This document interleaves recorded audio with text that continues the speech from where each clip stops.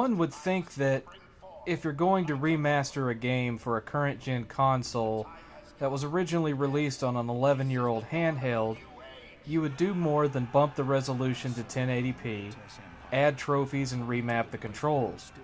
Or in the least, if that's all you do, don't sell it for the full retail price of a AAA title. But then again, no one ever accused Square Enix of doing anything that makes fucking sense. In the previous generation, Squeenix seemed to take great pride in destroying the majority of the goodwill they'd built up for the Final Fantasy series since the original release on the NES.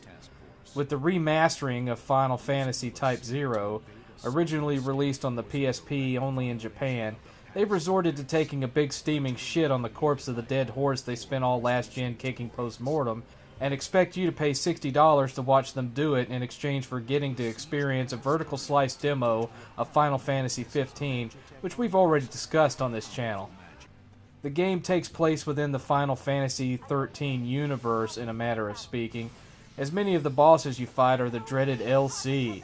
It's basically a war drama with numerous nations fighting for dominion, and with a lone renowned school of magic caught in the middle.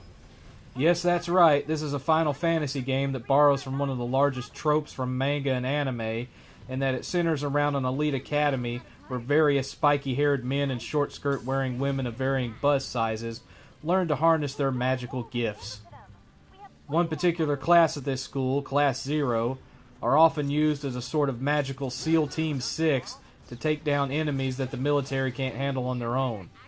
The story is told in a mix of cutscenes that go on forever and tend to mostly involve angry military leaders spouting exposition and political jargon at each other, a la Star Wars Episode 1, to the point where you eventually stop caring and just start spamming the O button to get on with it. The rest of the story you pick up in snippets of dialogue from repeatedly talking to every single fucking NPC at the academy at every fucking chance you get. You have to do this, because some conversations unlock optional missions, which can lead to better weapons, certain trophies you may not get otherwise, and so on. In short, the story is boring as hell right up until the last mission where everything goes to shit, but that has its own issues that we'll get to later. The graphics look exactly like what they are, a prettied up PSP game. The lip syncing is horrible, the textures are terrible, the character models have visible squared off joints like any character from a given mid-gen PS2 game, and worst of all, the game runs at 30 frames per second. Is there anyone out there that cares to offer a theory as to why a game that looks this bad isn't running at 60 frames per second? You know what, don't bother, I'll tell you why. It's because Squeenix didn't give a shit and just wanted a quick cash out. They wanted those greens, they wanted those bucks. They didn't give a shit whether or not your game was at 60 frames per second or whether they could even achieve that. They just rushed it out. Being at a school and concerning itself with one specific class, that being the aforementioned Type 0, the game centers around your ability to play as any 3 members of the dozen or so students in the class. All of them have their specific weapon and magic abilities, and their own set of stats to level up. Many players will likely choose the 3 they enjoy the most and focus on leveling them up and not bother with the rest. But they'll be in for a rude awakening when they get to that last mission of the game, which again, we'll get to shortly. Combat has a sort of Final Fantasy XII mixed with Kingdom Hearts vibe. You play as one character with 2 AI partners providing backup. You can switch between the 3 at any given time. You have 3 different types of attacks that are all mapped to face buttons. You can lock onto enemies and use the dodge button to avoid incoming attacks. There are no air combos or combo juggling as in Kingdom Hearts, so for the most part you'll just be dodging around, whittling down life bars while occasionally hitting enemies with various magic spells. If you elect to accept SP support, other students will pop onto the field with you to help out, which makes one of your 2 partners disappear, but for some reason these SP helpers have a ghostly, transparent look to them, almost like seeing the spirits of other players in the Dark Souls series. Once they're depleted and leave the field, your primary AI companion returns, so I guess it lowers your use of health replenishment by keeping one of your AI characters from taking damage for a brief time. Hurrah! Keep in mind that if you haven't been playing with the other students and leveling them up, they don't tend to last very long as SP support. Once you've defeated an enemy, you can quickly lock onto them and harness any crystals they were carrying on them. This can be a challenge to do since the button to harness the crystals is the same button used for your standard attack, so you'll often end up standing there blasting a corpse instead of harnessing its crystals, and have to unlock and relock onto it before it'll do what it's supposed to do.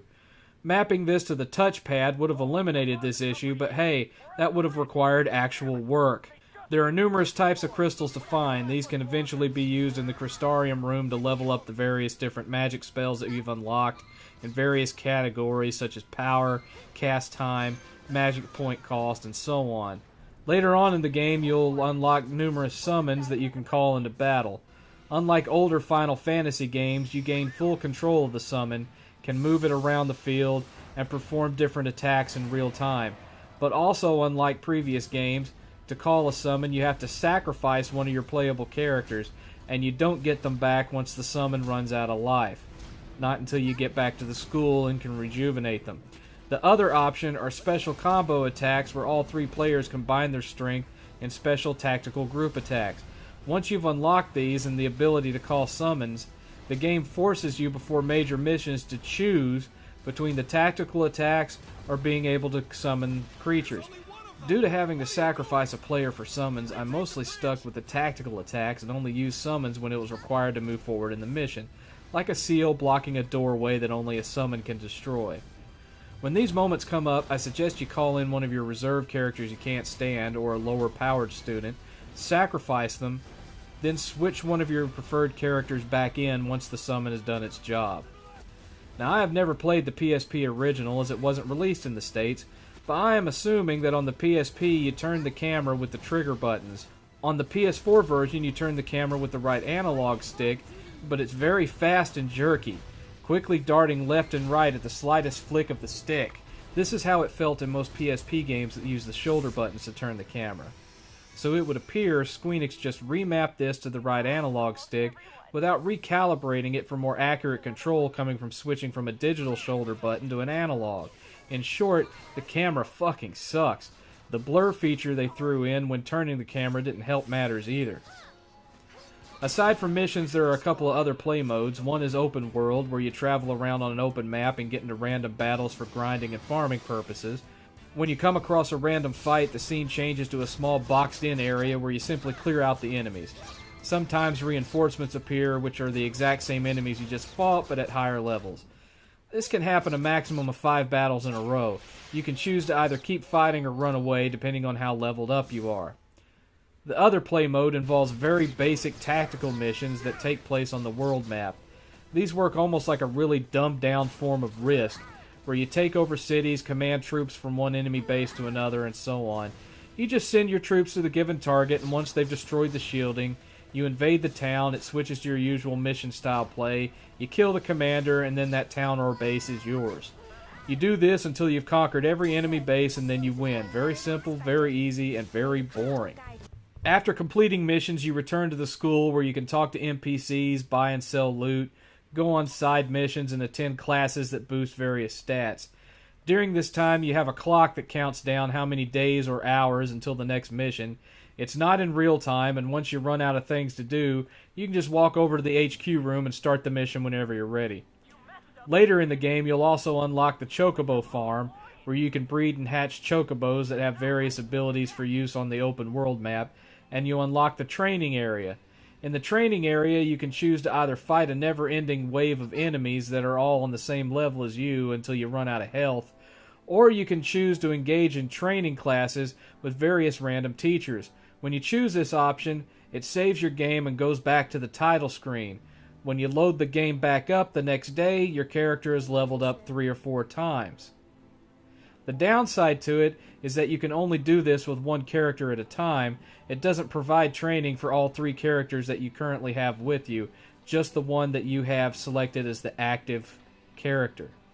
This seems to exhibit poor planning on Square Enix's part, since it makes it really easy to level up your characters. You play for however long you're going to play for that day, you get done, you go back to the school, you put your character in training, you come back the next morning, you've gained another 3 or 4 levels. You play the game for a while, and that character's eventually at level 99. And then you can just go and do that with all your other characters until they're all level 99. To me, this just seems like an exploit that people are going to take advantage of if they haven't already. If I shook my head any harder, I'd be spending the rest of my days eating my meals through a straw. As for music and sound effects, the sound effects are your typical Final Fantasy fare, and while the music is very well done, there's not a hell of a whole lot of it. You'll spend the majority of the game listening to a handful of the same tracks until you get sick to death of them. The worst example of this is the remixed Final Fantasy title screen theme that plays ad nauseum when you're wandering around the school. It's nice and nostalgic at first, but a few hours in you'll want to stab out your eardrums with a rusty ice pick. And to be perfectly honest, this game has the absolute worst voice acting of any Final Fantasy game I have ever had the displeasure of listening to. These people sound like they literally were stood in front of a microphone and just read words off the page. It really is that bad. I was disgusted by it. It sounds like they just hired hobos off the street, handed them $50 and said, "Here, can you read? Good. Read this into the microphone." I'm not kidding. It's that bad. It's the worst voice acting that I've heard in years. It's deplorable. And then, my friends, we come to the infamous last mission of the game. Now, if for some god-awful reason you still care about playing this and don't want anything to be spoiled, then mute the sound and wait until the words "spoilers over" appear on the screen. Ready? Go! Okay, so you win the war and everything is happy and peachy, and you come back to the school and find it mostly destroyed and half of everyone there is dead. You find out that Cid, who's a bad guy in this game, orchestrated the whole attack and has opened a portal to a hell-like dimension. A character you fought and defeated earlier appears and offers to transport you there to confront him. Not long after you get to this alternate dimension, a choice pops up on the screen asking if you want to become LCs or to keep fighting as humans. It's not really much of a goddamn choice. If you choose to become LCs, it transports you back to the school and you just fight ever-increasingly powerful waves of enemies until they become too powerful for you to handle and all your characters are dead. When this happens, you get a brief, shitty cutscene and then a game over screen. So I guess that's one possible ending to the game, except that there's no trophy for it, so it really ends up amounting to nothing. So there's literally no reason to choose to become an LC. None. So that leaves you one choice, which is to remain human. But you'll have to fight through various rooms in Cid's massive castle of fuck you. And here's the part I was warning you about earlier. He forces you to split your team of students into two groups. One goes through the door on the left, one goes through the door on the right. Each room has various challenges. Get to the exit without being hit, kill all the enemies using only magic attacks, and so on. And if you haven't spent a massive amount of time leveling up all your characters, you will have a hell of a time making it through this section, much less the multiple boss fights that await you once you get through it. If you've been only leveling up the 3 characters that you give a shit about, you can try splitting them up amongst the 2 groups, but it won't really help that much, so trust me on this one. If after watching this review you still want to play this game, make sure you take the time to level up all your available characters before doing the final chapter. It'll make this overly long sequence a lot more palatable. And for fuck's sake, make sure you create a save file before you go on to the final mission, and leave it untouched. That's Chapter 7. Because if you haven't leveled up enough by the time Cid destroys the school, the only way to do so is to go off grounds and repeatedly kill these giant soldier guys in never-ending waves, run back to the school, save and repeat. Trust me, I've learned this the hard way. Final Fantasy Type 0 is a quick cash grab. A PSP game that was tossed onto the current gen with no fucks given about how it would look or play, with a demo to the game most Final Fantasy fans actually want tacked on so you'd be more inclined to pay $60 for what should have been, at best, a $20 downloadable curiosity. Its greatest crime is its wasted potential. While playing it, you'll repeatedly find yourself saying, "This would have been great if," or "That would have rocked if only," over and over again. You'll find shortcomings and half-assedness that could have been easily fixed if Squeenix had just put some more thought into it. But they didn't, because all they care about is your wallet. Squeenix should hang their heads in fucking shame. Final Fantasy Type 0 HD gets a 1.5 out of 7. My brain hurts.